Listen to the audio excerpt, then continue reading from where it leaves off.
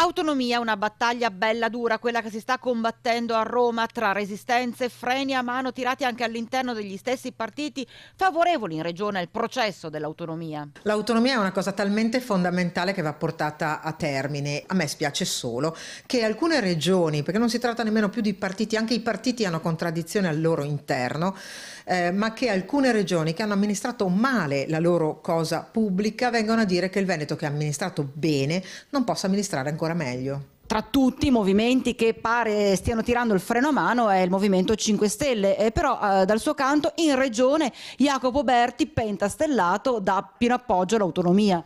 Ma infatti si stanno creando spaccature. 5 Stelle e con Berti abbiamo fatto la battaglia insieme, sia contro il referendum Renzi, sia a favore dell'autonomia, per dire come anche in un altro partito, quello che era il mio, Forza Italia, abbiamo la capogruppo in Senato Bernini e dell'Emilia Romagna che dice avanti tutta quell'autonomia, Carfagna Campana che dice stop all'autonomia. Sta diventando un problema non tanto dei partiti quanto piuttosto delicato dei territori. Tra le 23 materie messe sul piatto dal governatore Zaia, quella della scuola. L'autonomia per la scuola in Veneto significherà una migliore organizzazione e anche maggiori risorse nel tempo.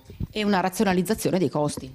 Decisamente sì, la scuola del Veneto già ora costa meno. È evidente che il costo inferiore è legato anche al fatto che la regione del Veneto ha investito molto. Bene, io replico a quelli che non vogliono l'autonomia nella scuola, ma che anche le altre regioni mettano quello che il Veneto mette nella formazione professionale, nelle scuole paritarie, nelle scuole dell'infanzia e nella scuola dello Stato.